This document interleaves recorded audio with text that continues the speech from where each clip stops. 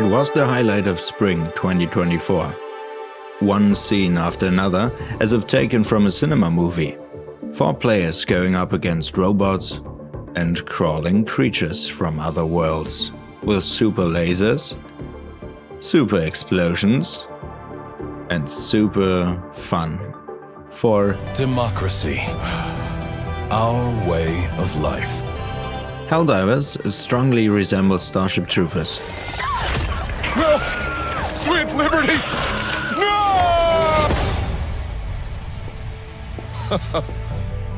Look familiar? Satire wrapped in massive battles. The experience is fun, it's funny, but again and again also intense with bombastic scenes. See exotic new life forms.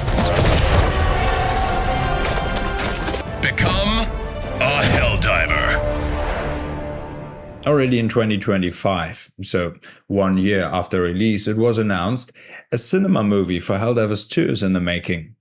And that with only 2 years' time until the release in 2027. A big challenge for the creators.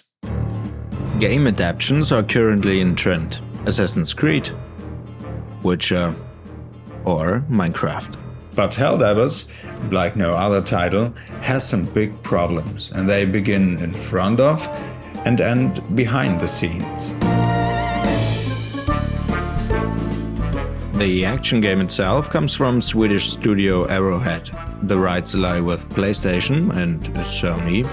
The writer of the story is the rather horror action author Gary Dauberman, and responsible for the directing is Justin Lin. This is the man behind legendary movies like Fast and the Furious 3, and 4, and 5, 6, 9, 10, but also cinema classics like Star Trek Beyond. The mix of different influences and the quality of the individual contributions therefore seem to become the first issue. To successfully combine satire and action, it does not only need creativity and intelligence, but also enthusiasm for the base material.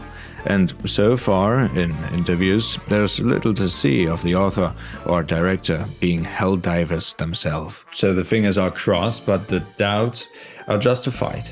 That alone is not a good start, but on top of that comes the base material.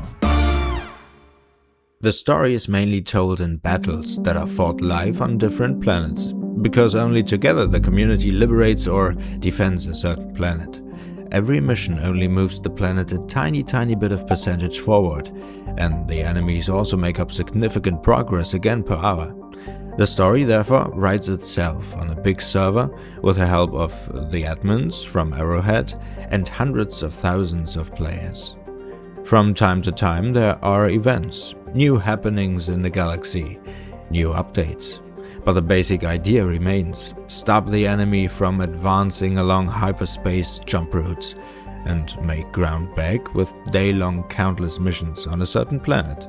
Only the film script was already completed in 2025, but the in-game story, also with a further third enemy faction, continued.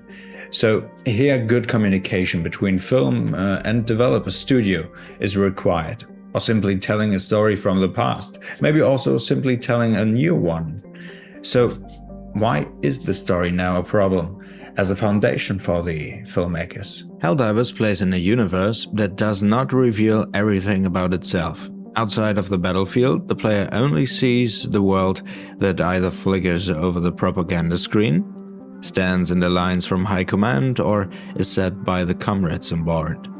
A story like in a classic story game does not exist in this co-op shooter. The world is built by repeatedly getting small bites of new information. Small democratic bites. The Helldivers received their orders from the Ministry of Defense, and I mine from the Ministry of Truth. In this way, the hands of liberty are intertwined. And these small bites form the world in the heads of the player. Not only Helldivers but also normal military units can be discovered on the battlefield, but hardly anyone reveals much. How are the military structures? What is life like on Super-Earth and the hundreds of planets in the galaxy? How are the different social classes divided? And do children also already go to prison if they say something wrong? Helldivers does not tell these stories as the main course, but as small snacks next to the actual gameplay. And to find them out, you have to listen and look closely. We see small outposts, small settlements, and sense what life for the people in this world must be like, but we can hardly know it exactly. We defend democracy, meaning the algorithm that determines which votes who receives, and the Ministry of Truth, of course, is always right in the end. And that is why it will depend even more on the filmmakers to pick up these small bites to transform them into a story and for the first time into a coherent work. Here too, there is a simple solution. Stay like in the game, only on ship and battlefield. That is how Starship Troopers did it with its first part, build up the world briefly and give the soldiers purpose, and then straight into the slaughter.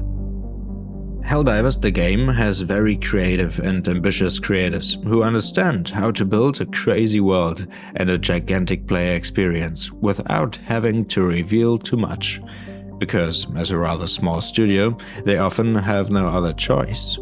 The movie needs this understanding as well. It does not have endless time, but already precise story guidelines from the game, which the fans expect to see. In the game, this missing depth allows the players to complete this world in their own head. But in the end, those are all landmines the filmmakers could step into. But here we are again at problem number one.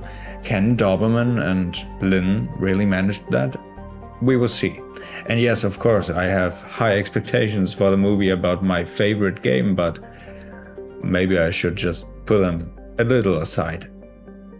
Because even the Helldivers animated movie, created by the fans, had scenes that were simply wrong or completely newly invented. But its tonality, its atmosphere with classic funny Helldiver charm and the serious action was really fun to watch. And having fun while watching, well, that should be the main part. So let's put the expectations a bit aside and let Sony do their thing.